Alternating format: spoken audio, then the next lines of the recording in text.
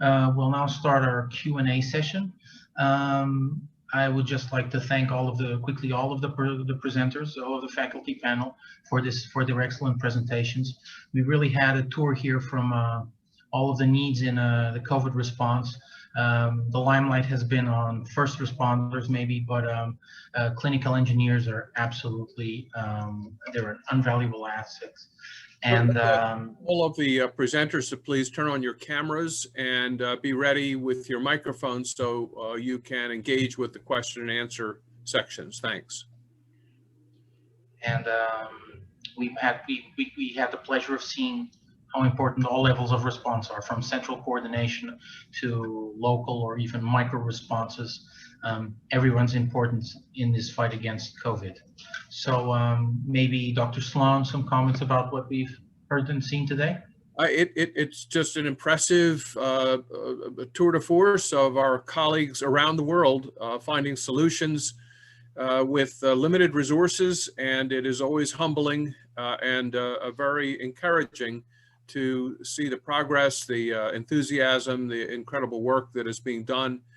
And yet there's more to do, and that's the opportunity that these webinars present for us to dialogue and ask questions. We have a number of questions that have come to us, and also the panelists may have questions of each other.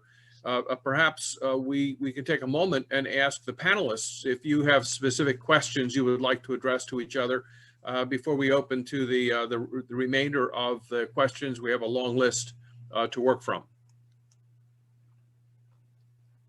And Sheillah from Uganda is joining us also on the faculty, who had another story we just didn't have time to tell, but she had another wonderful story. Thanks. Elliot. Yes. I have a question for the speakers in general, and that is, how did they find the opportunity to gain either community support or governing body support or hospital leadership, clinical leadership support? How did they cross that threshold?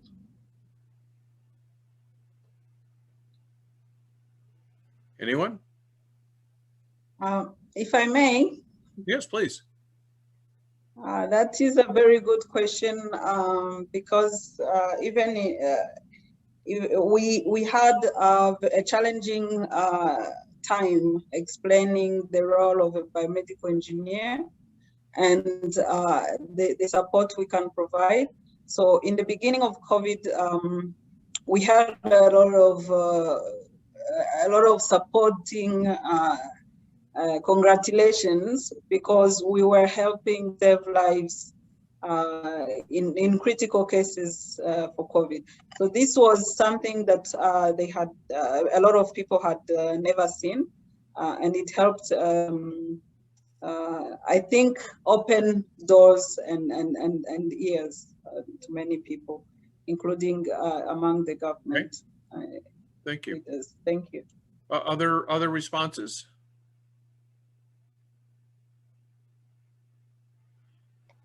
So for me, basically, when this opportunity came for WHO inventory tool, I did write up to the email. I responded to the emails that we were receiving that we need to have a technical person on board to do this, because Pakistan or most of the LMICs do not have technical persons in hospital who can fill in the survey and submit it to you. So you need a national import. And they listened and went through the bureaucratic process, and a TA was designed for this to be done. Very good. Thank you. Well, one of the questions that we have in the Q&A is what the shortage is, both in quantity of oxygen, oxygen tanks, concentrators, and we're not, those numbers are being aggregated by other international groups. Are those numbers, are those reports going to be made available broadly to our participants?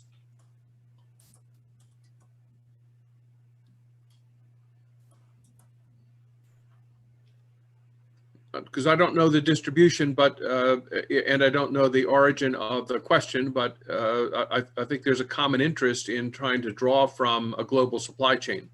Adriana, do you have some thoughts about that?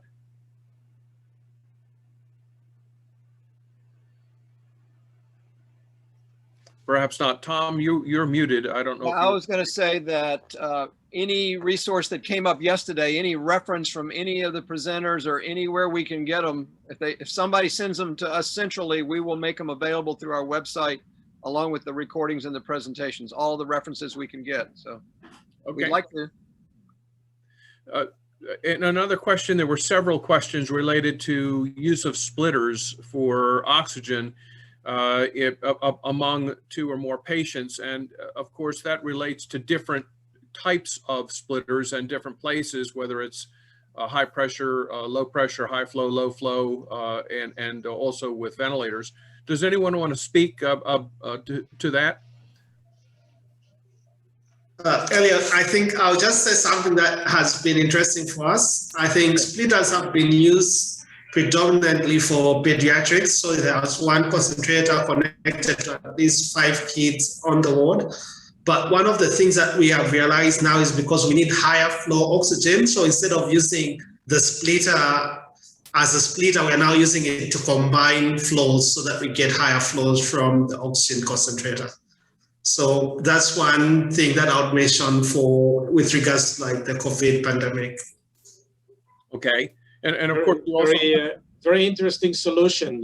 You doing the reverse way, which is very therapeutic, very good improvement of the treatment. The question was on using splitter of spreading the technology to more application, to more patients.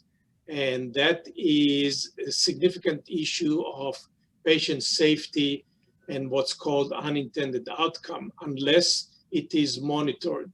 So as Elliot says, there are different points the splitter can be applied. On the high side, meaning that you are feeding several concentrators or several ventilators from a single source. That is acceptable. You can put the splitter on the low pressure side, meaning between the machine and the patient being ventilated.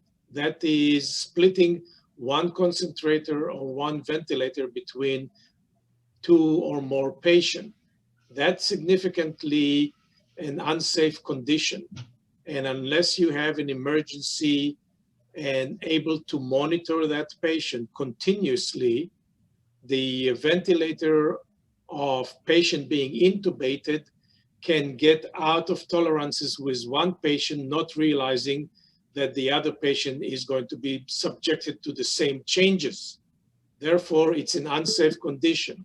For the concentrator, being non-invasive ventilation, usually using nasal cannula or face mask, it's less critical. But still, I would make the point that unless you're able to continuously monitor more than one patient being used on a splitter, you are putting them in unsafe condition. Thank you, Yadin. One question we can pick up from the Q&A and maybe change a little bit is one of the issues that motivates all of these all of your outstanding projects is the problems with suppliers and with spare parts. Maybe we could have 2 different answers. One, what is the importance of a centralized management of resources with this issue, and how do local responses enable you to answer these needs and shortages, and how can you even help holding manufacturers more accountable or their availability in servicing devices? Would like to pick that up from the panel? Can I answer that? Absolutely, go right ahead. So like I mentioned in my presentation, that the regulatory body has an important aspect to this. So they should ensure maintenance management.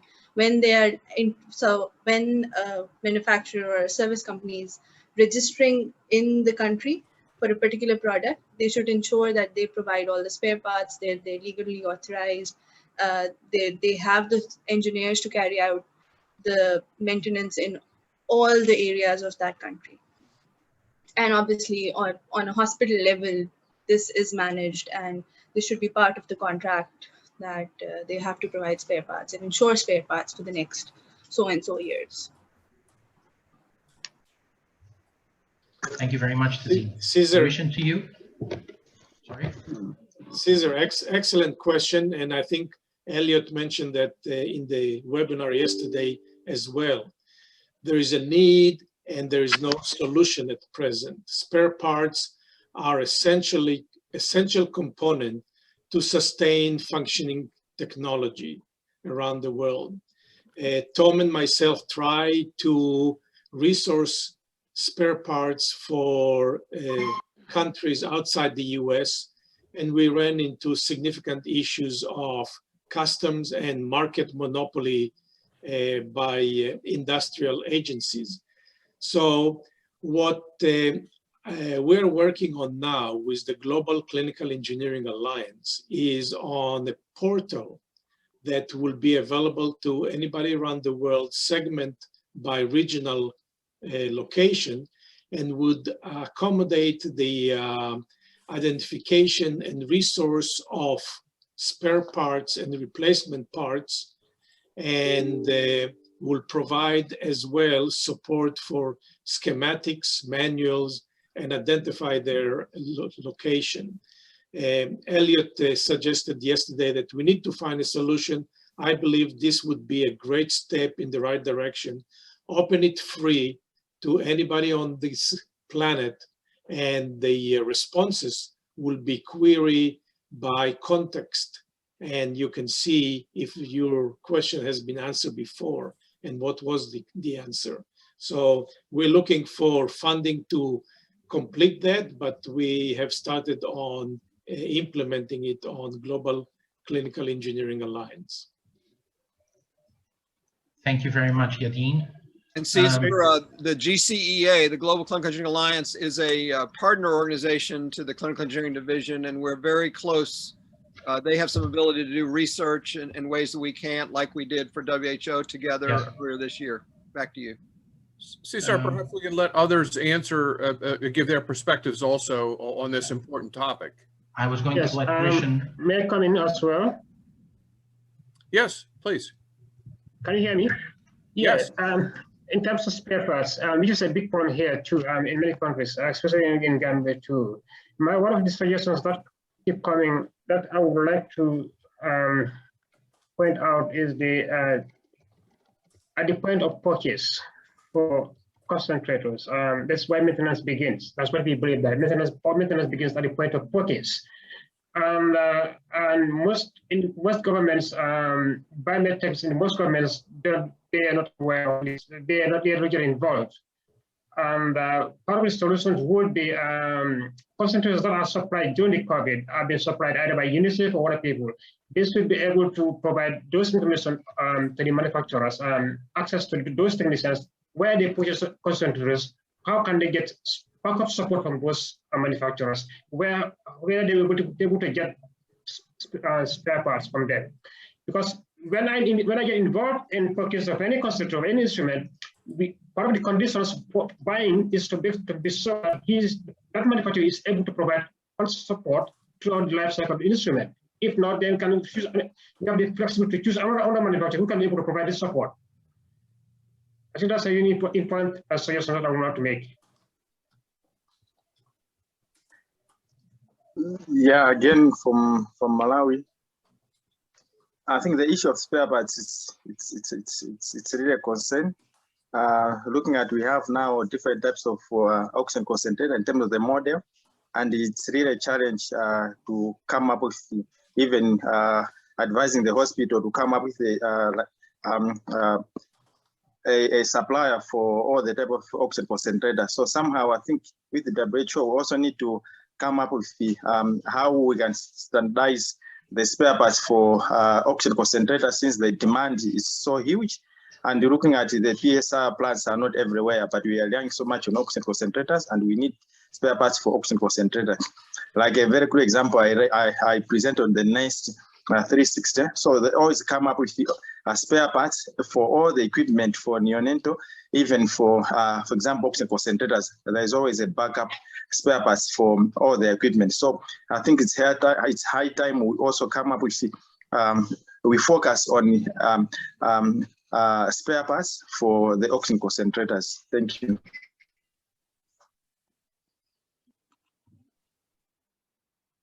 Yeah. Thank you very much, Richard. Steve, would you like to? Yes. So I know my friends in remote resource setting, the challenge they are facing, they might be a little bit different with me, because Build Heavy kind of has got a massive experience in sourcing parts. So they have made my work a little bit easier wherever I go. Once I get when I have problem with parts, I always send, and there's a team that aggressively look for that, then ship them wherever I am. So I guess as we go, you can also try to learn from that. That has made my work easier. Thank you. Jerry has also asked for an opportunity to comment. Yeah, thanks very much. So I'm Jerry Douglas. I work with Timothy Mtonga at the Global Health Informatics Institute. And I just wanted to chip in on this issue of spare parts. So I think predominantly the two main things that we have been maintaining in the concentrators are, firstly, replacing the zeolite and the sieve beds. So finding a vendor from zeolite, which you're not going to buy from DeVilbiss or AirSep or any of the manufacturers of concentrators. You're going to buy directly from a zeolite vendor. And secondly, the second biggest problem is the maintenance of the compressors. And the compressors essentially, can run for many thousands of hours without maintenance. But when you do need to maintain them, there are essentially two components that you change in there, the cups and the cylinders. And the compressors are actually not manufactured either by DeVilbiss or AirSep or any of these big manufacturers. They're made by Thomas and GSE and other vendors of compressors, and those are the places to buy the spares. And we buy all our spares for compressors from one single vendor in the US who makes aftermarket spares for these compressors. And we've had great success at repairing compressors for a cost in parts of roughly $11 per compressor. Excellent, thank you. I guess one of the opportunities for the Global Clinical Engineering Alliance is to make that information available around the world as the portal, because trying to communicate one person at a time by word of mouth is not a fast way to make that happen.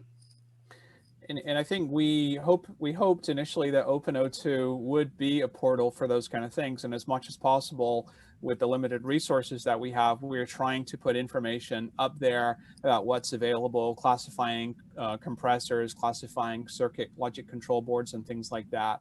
So admittedly, somebody may come up with something more ambitious than what we've been able to do. But for now, we certainly would like to point people to the Open02 website. Thanks. That's great. Thank you. Francine, would you like to comment on any aspect, or maybe Sheillah, who just joined us a little bit later after Francine, maybe? Thank you, Cesar. It's true that we also have issues with maintenance due to not enough skilled biomedical technicians. So we, in addition to capacity building, we've outsourced a lot of maintenance contracts, and these contracts always include, are comprehensive. They include curative maintenance and spare parts. So we have different suppliers for different equipment. We are now engaging suppliers of respiratory care equipment to develop a contract which will be used to maintain and get spare parts. So we rely on the private sector in this matter a lot, because in the hospitals we have one or two, in the district hospitals we have one or two technicians, not enough to handle the hospital's workload and also maintain all the equipment. So we are relying for now on the private sector, and so far so good. They are helping, and they are providing the spares that are needed. Thank you. Thank you, Francine. Sheillah, would you like to, couldn't hear your opinion? Sorry, can't see you on the screen. There you are. Go right ahead, please.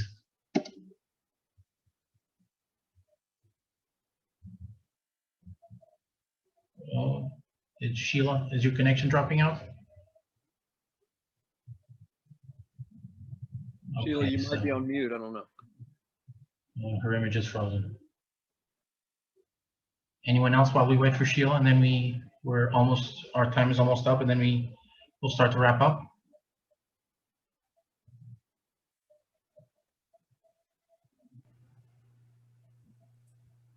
Tom, would you like to? Adriana, sorry. Raised her hand. Yes. Yeah, thank you very much.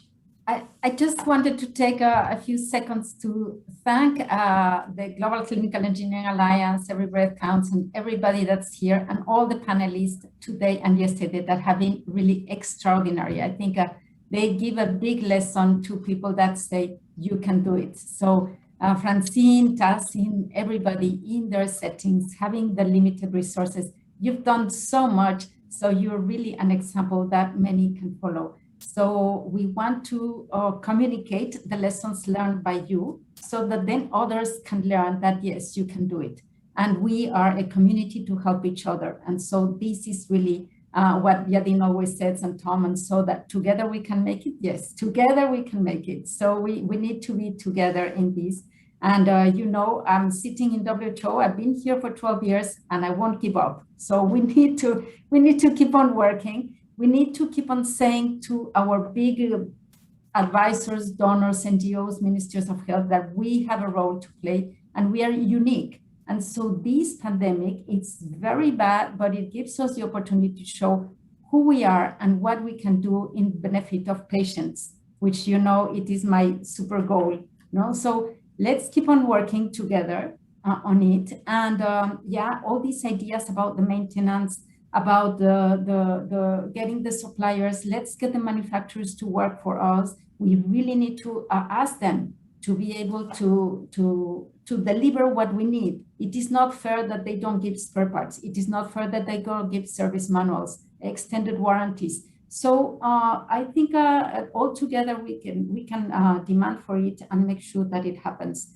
And of course, if there are things that any of you can put in your websites, we can have links from WHO to the NGOs, official NGOs, and there you can host the different websites. We also want to have your stories told to other people in WHO, so we can have other webinars with other participants that are not biomedical engineers, but there are other persons that can listen to what you're doing. And we are developing some videos, training in WHO. We're developing more material. We're translating many things. So we hope that you can use them for all of you, and we can stay communicated. So I just really want to thank each and every one of you.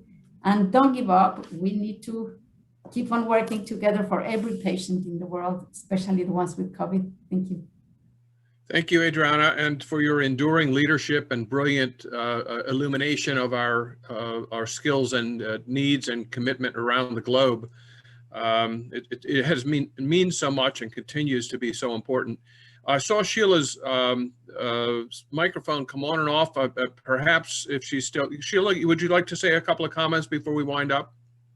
Yes, I'm happy to say something.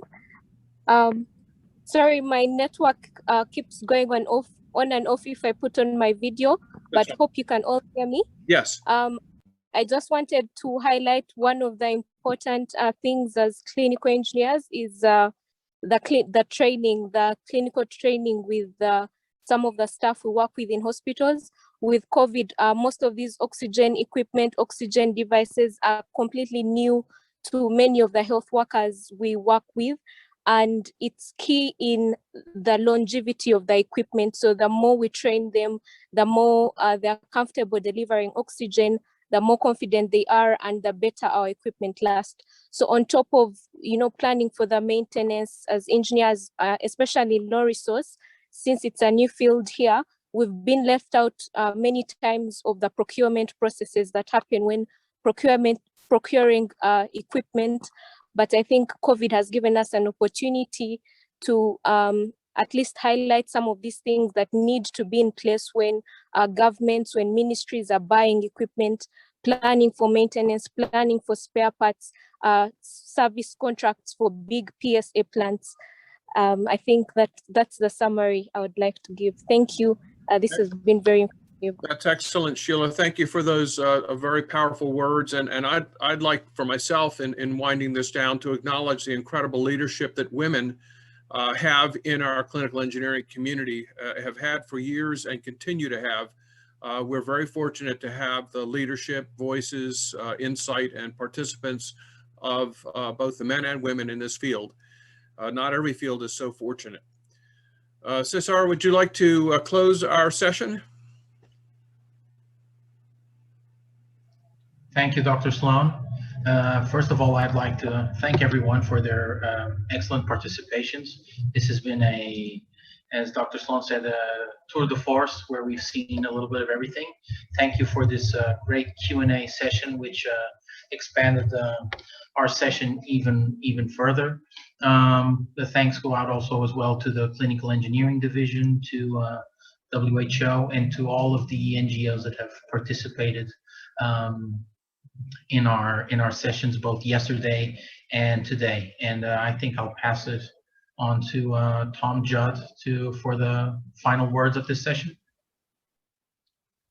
Well, appreciate it, everybody, and thank you for your support. Once again, you heard us say, if you have any references or resources, as was brought up by Leith and Adriana and others, please send those in. You can chat them now, you can send them in by email. And we'll combine those and put these on our website, ced.ifmb.org, and we'll direct you once you get to the website about all the recordings of the past 2 days, all the presentations, and all the Q&A, and as many of these references or resources that have been talked about. So thank you for your time. And we're heading out now.